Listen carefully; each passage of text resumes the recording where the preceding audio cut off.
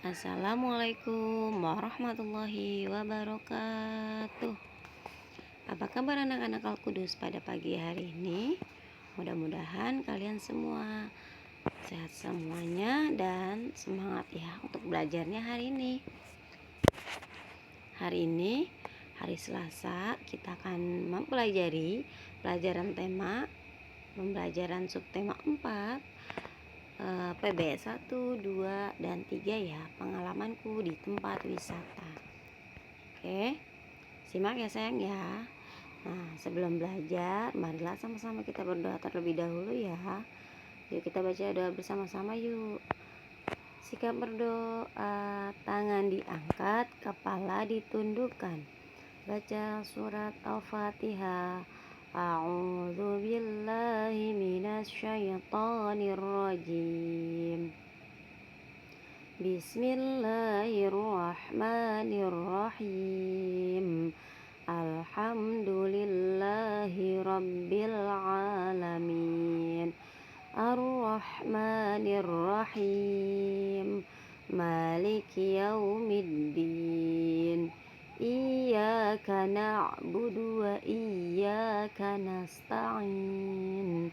Ihdinas syiratal mustaqim. Syiratal ladzina an'amta 'alaihim ghairil maghdubi 'alaihim waladdallin. Amin. Doa sebelum belajar dibaca. Bismillahirrahmanirrahim. Rabbi zidni ilma warzuqni fahma. Ya Allah, tambahkanlah ilmuku dan pertinggikanlah kecerdasanku. Amin. Oke anak-anak soleh dan soleha, kita simak dulu yuk. Nah, perhatikan ya. Pergi ke tempat wisata merupakan kegiatan yang menyenangkan. Di tempat wisata kita memiliki berbagai pengalaman. Ayo perhatikan gambar berikut. Perhatikan ya sayang ya. Nah, yuk kita baca yuk bersama-sama yuk. Salah satu tempat wisata yang sering dikunjungi adalah tempat yang memiliki pemandangan indah. Keindahan pemandangan alam dapat diungkapkan dengan bentuk puisi. Bacalah bergantian dengan temanmu. Puisi tentang pemandangan alam biasanya dibacakan dengan penuh kekaguman. Nah, kita bacain puisinya ini dengan kagum ya, dengan senyum, dengan semangat ya. Yuk kita baca yuk puisinya bersama-sama. Alamku Indonesia, karya Ayu. Sungguh indah negeriku Indonesia, sawah ladang terbentang luas, bak permadani dari sutra, indahnya hamparan lautan, membuai setiap pemandangan. Oh alamku Indonesia, indahnya tiada tara. Nah, sudah ya teman-teman ya, kalian bisa baca puisi di rumah masing-masing ya sayang ya. Oke, kita lanjut. Coba perhatikan. Di sini ada karya-karya. Perhatikan apa aja ya. Nina dan teman-teman berwisata ke pantai. Di pantai mereka melihat banyak cangkang kerang. Ya, banyak cangkang kerang berserakan. Cangkang kerang dapat dimanfaatkan sebagai bahan kerajinan, misalnya seperti benda-benda berikut. Kerajinan-kerajinan tersebut dibuat untuk dipajang atau digunakan sebagai hiasan. Karya kerajinan hiasan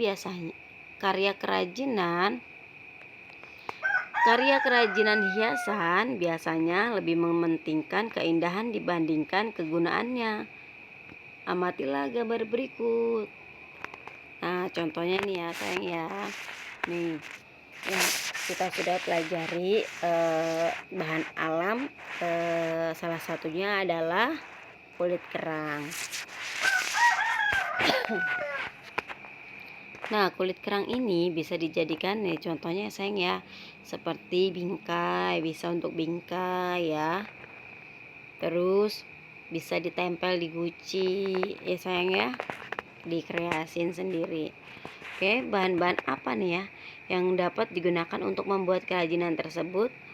Nah, perhatikan ya, benda manakah yang terbuat dari bahan alam dan bahan buatan. Nah, coba kita lihat ya. Yang dari bahan alam, yang dari bahan buatan. Coba siapa yang tahu?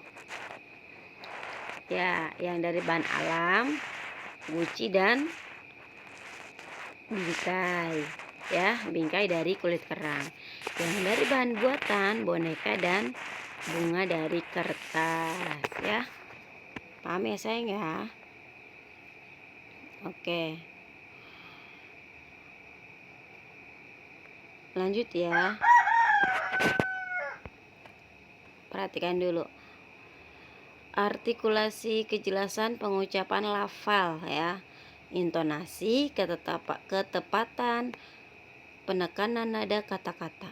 Ekspresi, raut wajah saat membaca kata-kata. Nah, ini pengertiannya ya. Artikulasi adalah kejelasan pengucapan lafal. Intonasi adalah ketepatan penekanan nada kata-kata. Lalu ekspresi adalah raut wajah saat membaca kata-kata ya. Ekspresinya apakah senang, sedih, atau gimana, gembira gitu ya sayang ya. Membaca puisi dengan intonasi dan ekspresi. Apa itu artikulasi, intonasi, ekspresi? Nah, tadi ya yang sudah saya jelaskan. Di sini ada artikulasi, ada intonasi, dan ada ekspresi ya. Masing-masing sudah ada penjelasannya ya. Oke, lanjut.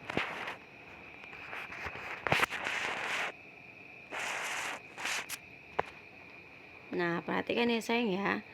Libur panjang telah tiba. Keluarga Nina ingin pulang ke kampung halaman. Mereka ingin pergi ke tempat kakek di Padang. Selama di Padang, banyak tempat wisata yang ingin dikunjungi ayah. Ayah bertanya kepada Nina dan Adi tentang tempat wisata yang ingin mereka kunjungi. Ayah meminta pendapat Nina dan Adi. Ayah tidak memutuskan sendiri tempat wisata yang akan dikunjungi nanti. Sikap ayah mencerminkan sila keempat Pancasila.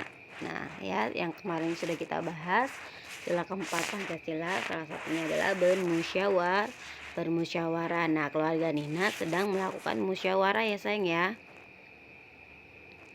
Nah, ayahnya Adi berkata nih sayang, saat di Padang nanti kita berwisata kemana ya? Ada yang punya ide? Nah, lalu Nina menjawab, kita ke pantai saja ya. Lalu adiknya pun menjawab, aku ingin pergi ke taman bermain. Tuh ya. Nanti keputusannya bisa dimusyawarahkan dengan baik ya. Tidak berantem ya. Semuanya harus menerima dengan senang hati keputusannya ya. Nah, seperti itu. Ini contohnya. Contoh bermusyawarah ya. Oke. Lanjut ya. Nah, mereka sudah ada di taman ya. Coba perhatikan. Ayah, bolehkah aku melihat pemandangan di sana? Ya. Aku bosan di sini. Lebih baik aku melihat-lihat sendiri saja tuh ya, kata adiknya ya. Menurutmu sikap manakah yang sesuai dengan pengalaman sila Pancasila? Sila berapakah yang dimaksud? Nah, coba sila berapakah tuh yang dimaksud? Coba kita lihat lagi ya. Aku selalu memberikan kesempatan kepada adikku untuk berpendapat. Aku tidak pernah mengejek pendapat adik. Di rumah, tugas membersihkan rumah dibagi dengan bermusyawarah. Aku melaksanakan hasil musyawarah dengan senang hati. Nah, tuh ya, Alhamdulillah ya, menerima dengan senang hati hasil musyawarah ya. Apakah kamu menerapkan Pancasila keempat di rumahmu? Coba ceritakan pengalamanmu. Perhatikan contoh cerita Nina dan Tony berikut ya. Yang ini ya, yang barusan ya.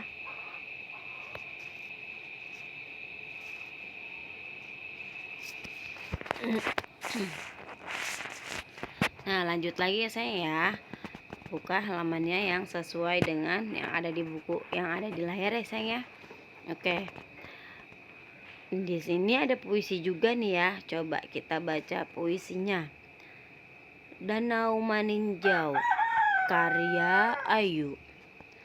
Danau Maninjau, sungguh kagum aku akan pesonamu. Kupandangi tak jemu-jemu, bak melihat kepingan surga.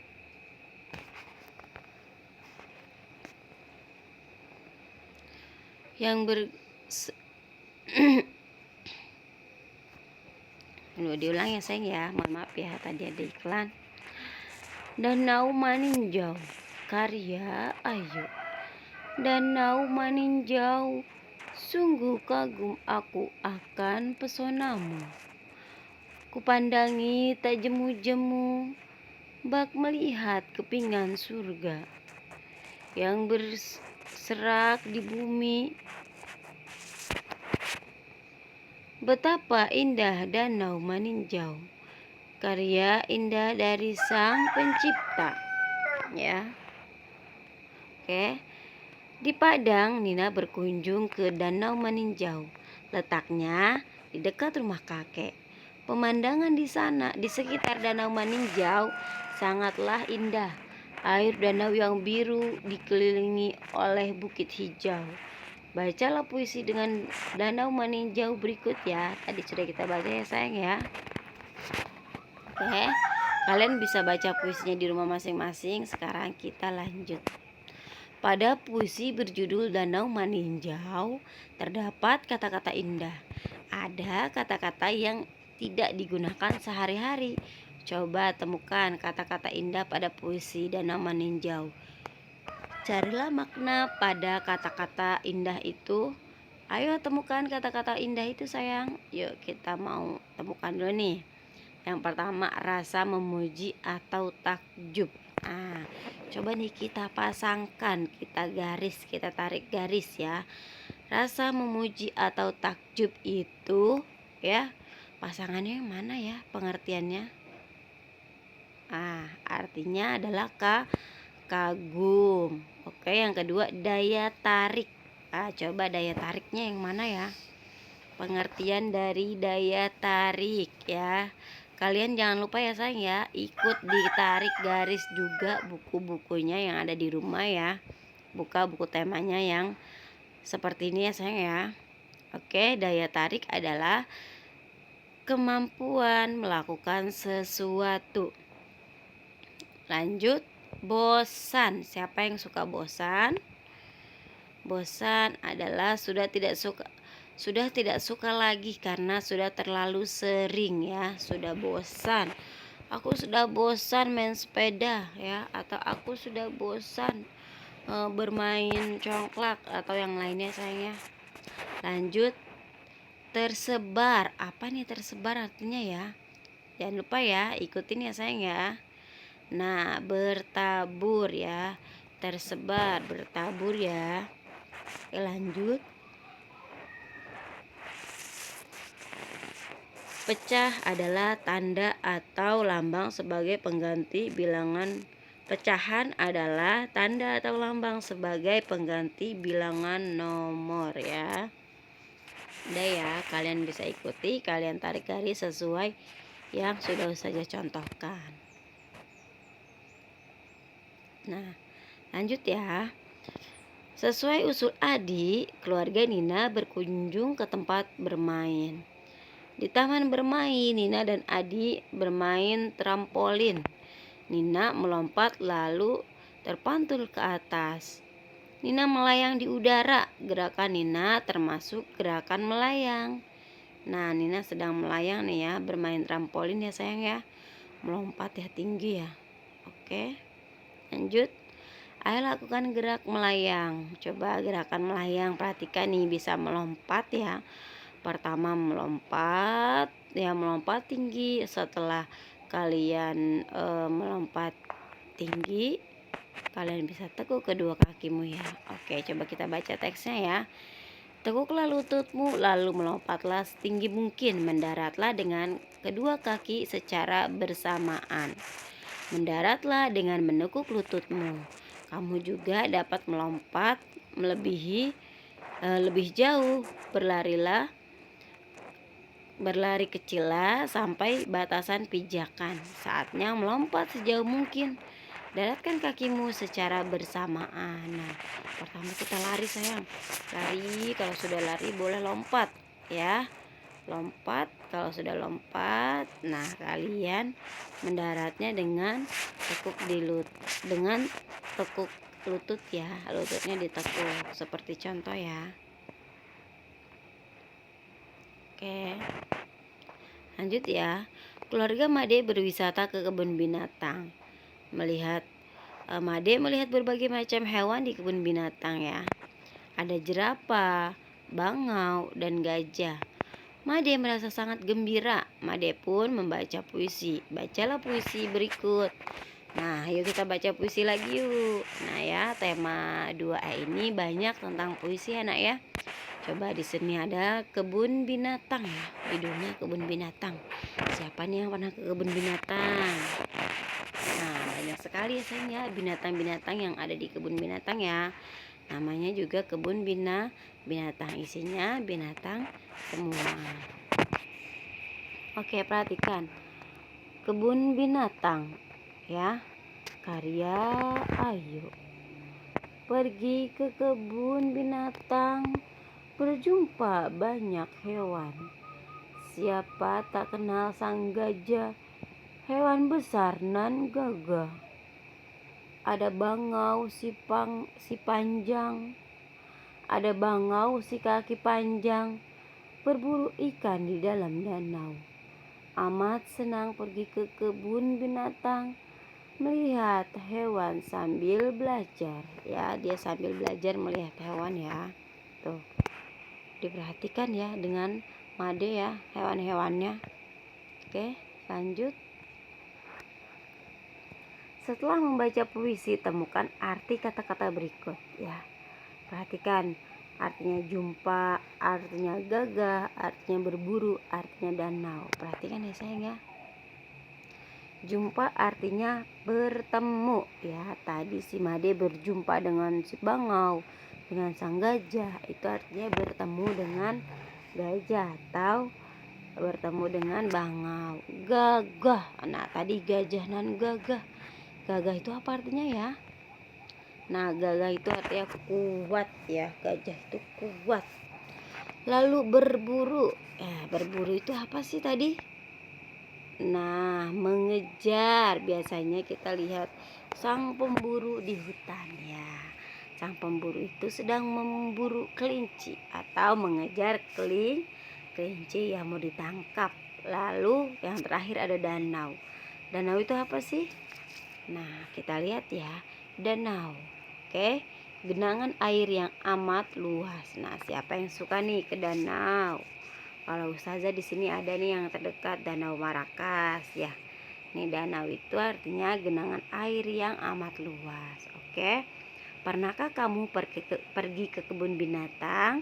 Hewan apa yang paling kamu sukai di kebun binatang? Ayo membuat puisi tentang hewan yang kamu sukai. Nah, puisi lagi nih ya. Nah, perhatikan di sini ada gambar apa ya? Ada binatang apa ya? Tinggi sekali. Nah, oke. Kita baca teksnya dulu ya teman-teman ya. Di kebun binatang, Made melihat banyak hewan. Salah satunya adalah jerapah. Jerapah adalah hewan paling tinggi. Tinggi pundaknya bisa mencapai 3 m. Panjang sekali. Panjang lehernya bisa mencapai 250 cm. Berapa meter tinggi jerapah? Untuk mengetahui tinggi jerapah, kamu harus menjumlahkan tinggi jerapah sampai pundak dan panjang lehernya. Sebelum dijumlahkan, samakan satuan panjangnya 3M. 3M sama dengan 300 cm. Tepi jerapah tinggi pundak ditambah panjang leher. Jadi 300 cm ditambah 250 cm sama dengan 500 cm ditambah 50 cm sama dengan panjangnya jerapah 5 meter 50 cm. Masya Allah, tinggi sekali ya si jerapah ini ya. Oke, alhamdulillah selesai pembelajaran hari ini ya sayang ya, anak-anak soleh dan soleha. Kalian bisa kerjakan latihan soal halaman 91, 96, dan 100 ya. Jangan lupa ya sayang, pesan ustazah yaitu rajin sholat, rajin mengaji, membantu serta menghormati orang tua ya. Jangan lupa BLP-nya yang belum dikumpulkan boleh dikumpulkan ya, dipoto, dijumlahkan terlebih dahulu per poin, lalu kalian foto kirim ke ustazah pada bulan Desember dan bulan Juli ya. Jangan lupa BLP hari ini diisi ya sayang ya. Semangat terus belajarnya. Oke, assalamualaikum warahmatullahi wabarakatuh. Sudah selesai ya. Oke, selamat mengerjakan.